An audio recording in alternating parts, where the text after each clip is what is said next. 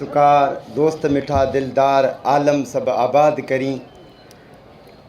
Stage ते वेठल मुंहिंजा क़ाबिल एहतराम रहनमा पिंडाल में वेठल मुंहिंजी ख़ासकेली बिरादरी जा वारसो सरवाणो ख़ासकेली मोहतरम मोहम्मद याकूब ख़ासकेली खे मुंहिंजे तरफ़ां ऐं ख़ासकेली बिरादरी सुमार कंडाणी ऐं सुमार इस्माइल पारां सलाम पेश करियूं था। ऐं सभ खां पहिरीं मलीर जे कुंड कड़छ खां आयल ख़ासकेली बिरादरी जे माण्हुनि ऐं सिंध पांधेड़ियुनि खे हिन नगरी में भलीकार चवां थो।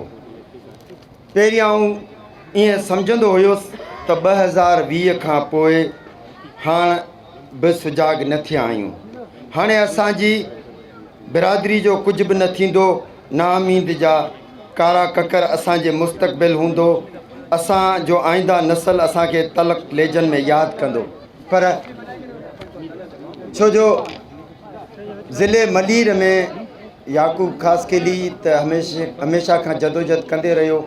पर उन में सिकंदर ख़ासकेली ऐं याकूब ख़ासकेली, सिकंदर ख़ासकेली जी टीम ऐं याकूब ख़ासकेली ज़िले मलीर में MP जे सीट ते इहो रिकॉर्ड आहे जेके बीठा, जेके उन्हनि खे ॾेखारियूं त असां ख़ासकेली आहिनि, जेके हुक्मरान खे लेजाए छॾियो, उन्हनि खे डेजारे छॾियो त बाबा ख़ासकेली आहिनि, उन्हनि खे हक़ आहे, इहो हक़ मिलणु खपे।